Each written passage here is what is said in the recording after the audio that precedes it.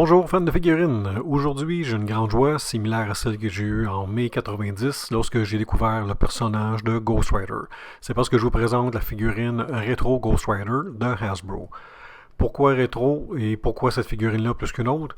Ben, le côté rétro, c'est pour sa veste qui est similaire à le look original qu'avait Johnny Blaze dans la série des années 70.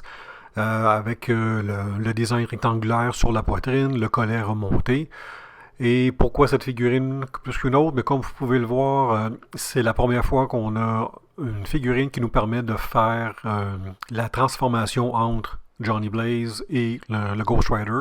Il y a une tête de remplacement avec le visage de Johnny Blaze et la tête en feu, des mains squelettiques avec des flammes qui se rajoutent sur les avant-bras et une chaîne de rechange. Globalement, la figurine est très bien articulée, on peut même ouvrir la bouche. La tête se penche vers le bas sans problème. Par contre, pour regarder vers le haut, vu qu'il y a des flammes dans le derrière du cou, ça accote sur le derrière de la tête qui fait qu'on ne peut pas vraiment regarder en haut. Mais il n'y a pas de problème pour tourner la tête de gauche à droite. La chaîne au niveau de sa poitrine, on peut l'enlever, étant donné qu'il y a une chaîne de remplacement. Donc ça peut répondre à vos besoins de photo. Les bras de haut en bas, sauf vers l'extérieur, il y a un pivot au niveau du haut du triceps. Ce qui est important à noter, deux pivots au niveau du coude, ce qui permet au bras de plier plus que le traditionnel 90 degrés. Pour ce qui est des poignets, il y a un joint là aussi qui peut fermer vers l'intérieur. Par contre, ce que j'aime moins, c'est que les mains droites ont l'index plié pour une arme, ça j'y reviens. Le haut de la poitrine, il y a aussi un pivot à ce niveau-là, tout comme au niveau de la taille. Le haut de la cuisse aussi peut faire une rotation, ce qui va être pratique parce que les chevilles sont plus ou moins bien articulées. Les genoux, même chose que les coudes, deux pivots. Donc ça aussi, ça nous permet de pouvoir plier plus que 90 degrés. Ce que je trouve bizarre par contre, c'est au niveau des chevilles, on ne peut pas plier de haut en bas. Le pied va seulement sur une axe de côté, puis avec un petit angle. C'est assez particulier, puis je vous dirais que les premières fois que j'ai voulu mettre la figurine debout, c'est pas évident.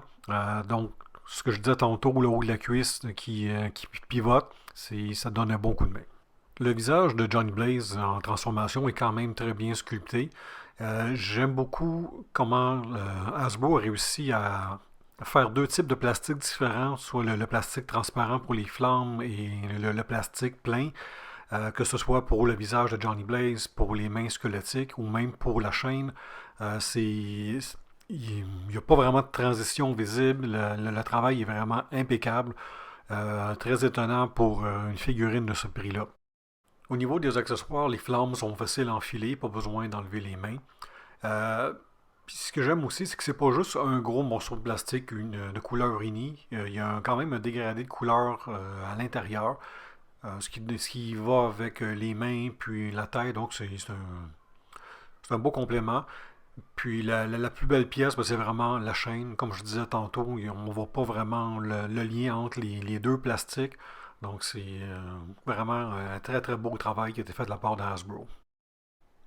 Le problème, c'est toujours positionner la main droite comme s'il était pour tenir une arme avec l'index prêt pour la gâchette.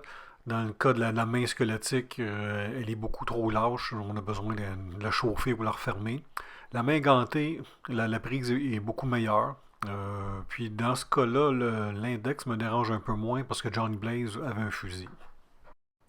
Si je devais résumer en un mot, ça serait tout simplement wow.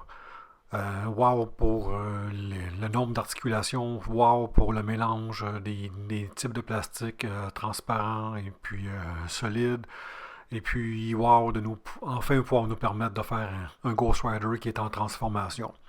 Vous allez vraiment en avoir pour votre argent avec cette figurine, je vous la recommande fortement. Si vous voulez voir mes projets photos, suivez-moi sur Instagram. Merci d'avoir été à l'écoute et à la prochaine.